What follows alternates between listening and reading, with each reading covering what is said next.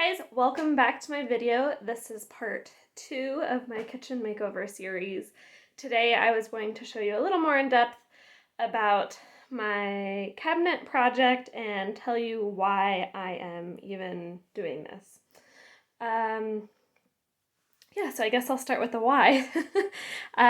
Basically, this kitchen was made up of like a hodgepodge, just hodgepodge cabinets. I don't know the history on all of it, but basically somebody had come in and installed these ones next to the oven and then also the island with, sorry, it's a pigsty in here, the island with the dishwasher.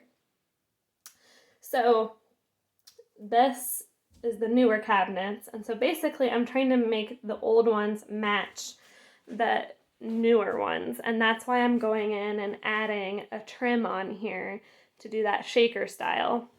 When I got the cabinets for above the oven, I honestly just went with the cheapest option, and they don't match perfectly. They protrude a little more, and this isn't obviously finished yet. But I think once everything's white and all has matching hardware, it'll look a lot better than it did previously.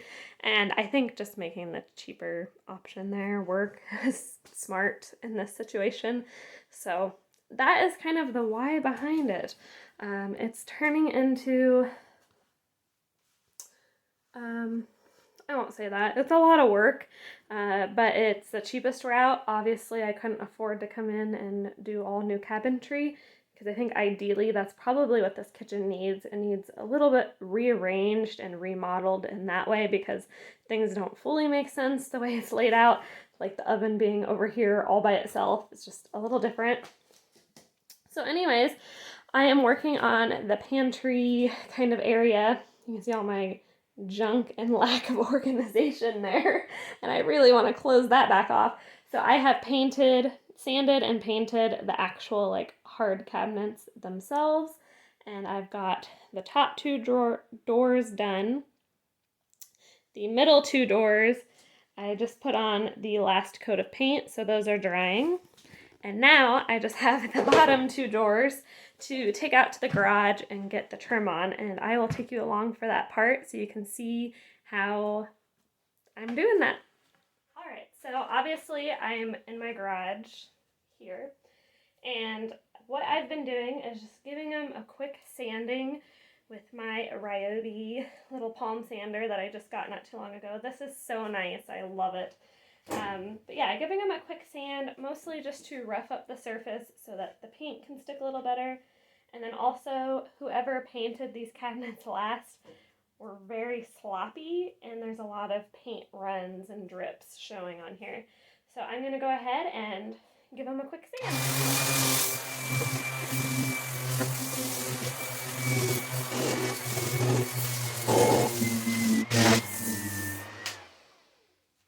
My battery's dying. But basically, that is as good as it gets. I don't know if I can show you this very well. You can see all the different colors that these have been. I'll insert a clip here. There used to be these little shelf things above the kitchen sink that I took off. They were just like, they were cute, but they were kind of cluttery looking, so I removed them. And you could see all the different layers of paint. So I'll insert that here so you can see that. Okay, now you can see a little better. So it looks like maybe first they were blue, but then you get that like dark green. So I'm gonna say blue. There's that dark green. Who knows when that was? And then I don't know if you can tell it on camera here, but there's like a green, but then there's also like a yellow. Can you see that? Yeah. You can kind of see like the green and yellow are very close, but that's how many times these cabinets have been painted, and also why it's really hard for some of them to shut all the way. So hopefully I can fix that problem. But yeah, so I will go ahead and sand the other one and I'll be right back. So these are the boards that I am using for the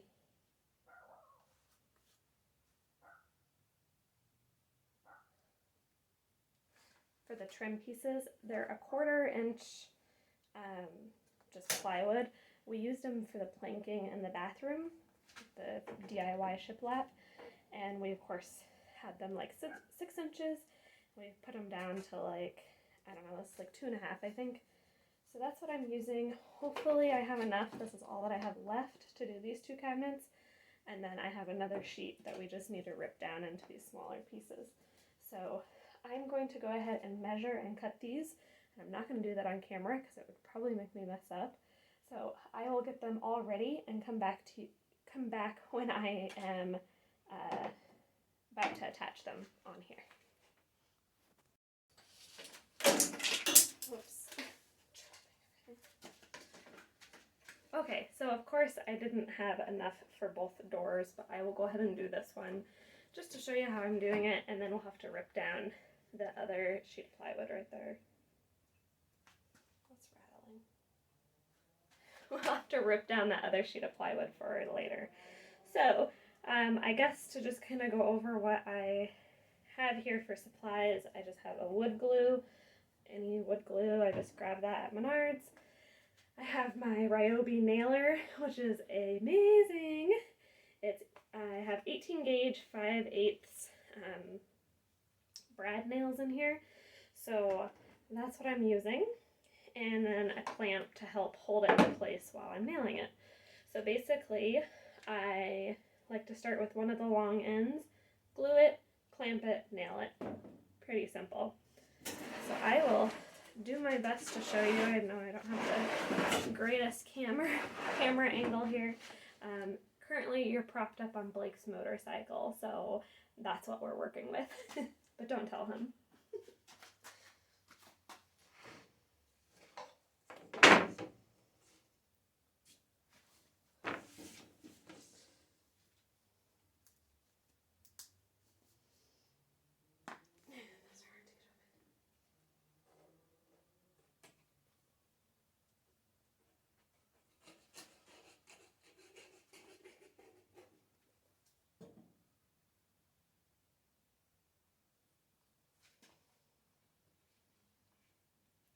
Just try to line it up the best I can.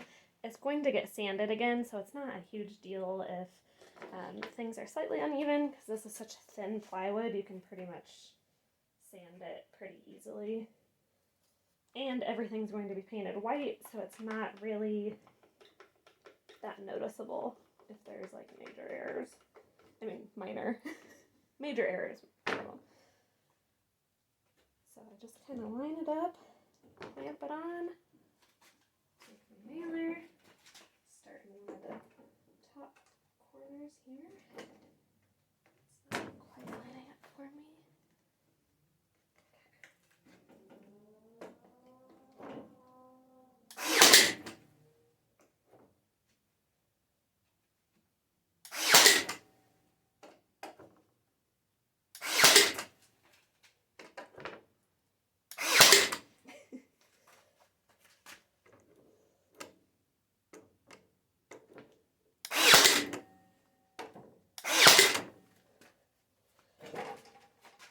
This tool is amazing.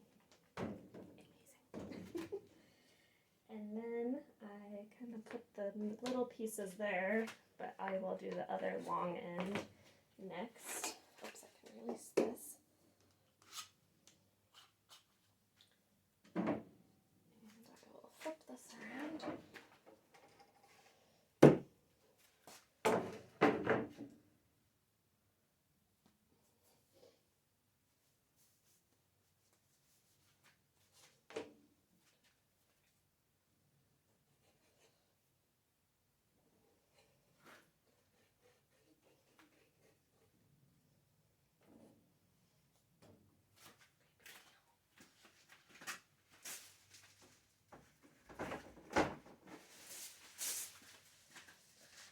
Sometimes I get a little carried away with the wood glue. It comes out fast.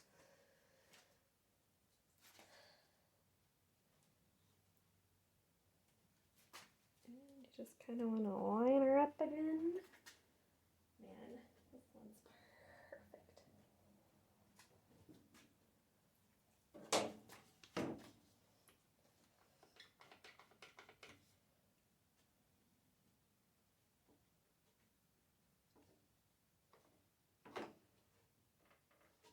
that. Oh my gosh, you literally can't see anything I'm doing. I'm sorry. Blake's motorcycle is just a little too tall for the angle I'm going for. Here. How's that?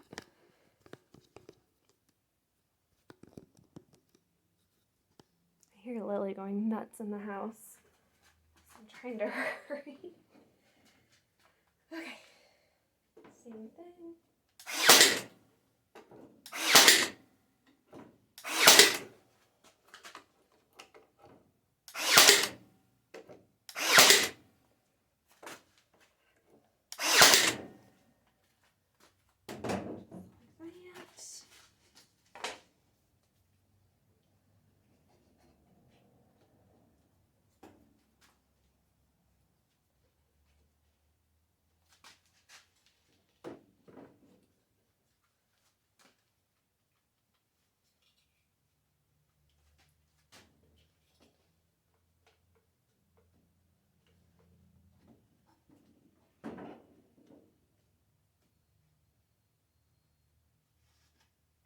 Sounds like my Amazon delivery. Oh, I need to go.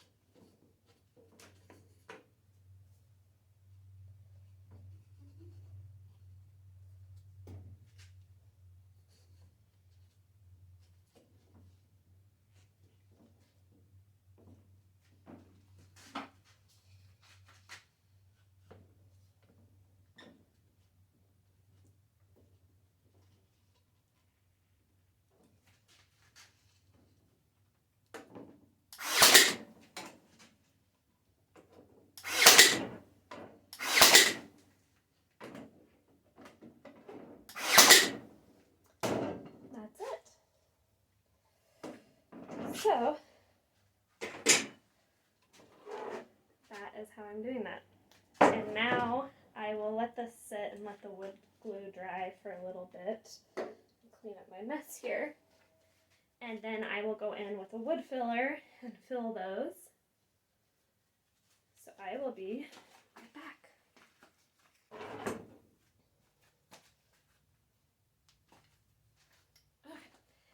The wood filler that I'm using is just this Elmer's Pro Bond, just something I had already. And so I am going to be filling the old knob handle there, door pull, and then all of the little nail holes I just made.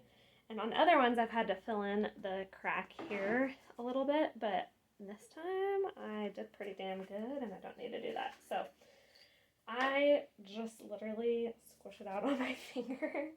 I know that's probably not the best method, but these holes are so little that I have found this to work the best for me.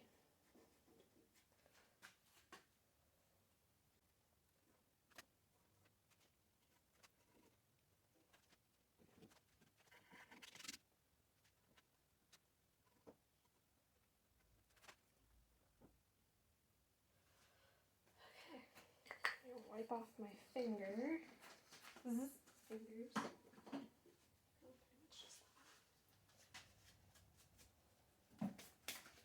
Okay, and I will try to show you a little better. So I just went in and filled all of these, and then the old door pull. I don't know why I can't say that. So now I need to let this dry and sand it again, and then it's ready for painting. It's really a pretty simple process. I know painting cabinets can be like really scary, and it can be a huge process, especially if you probably do it the more proper way, which is to strip all of the existing paint off. But I didn't feel like that was necessary for this process or for this project in this house. I don't know. I might feel differently about it if these are nice cabinets. These are literally like some cabinets that somebody made by hand, like out of plywood. And they've been painted 600 times. So I don't know. I think what I'm doing is vastly improving the situation. Um, so yeah. Anyways, I will get this finished, get it painted, and then I will show you a before and after of the little pantry area that I've been working on. Update. It's been a while. So the cabinet process got majorly delayed. One, because I had no gumption to work on it for quite a while, and two, the paint I had picked out was horrible. And actually, Menards did me wrong again because they suggested it to me, but we'll just pretend like that didn't happen. And so I had to go buy more paint for it when I bought the wall paint. And I'm using Dutch Boy, and this time it is high gloss, which is what I should have got in the first place. It was feeling like really chalky and like goosebumpy, yucky feeling. So I've gone back over all of it with the high gloss. Look how nice that looks. So crisp. And so now I just have the last two to paint. And then I'm done with the little pantry side, and I still have to do above the fridge and the sink area. Yeah. Hopefully I'll have a reveal clip here soon.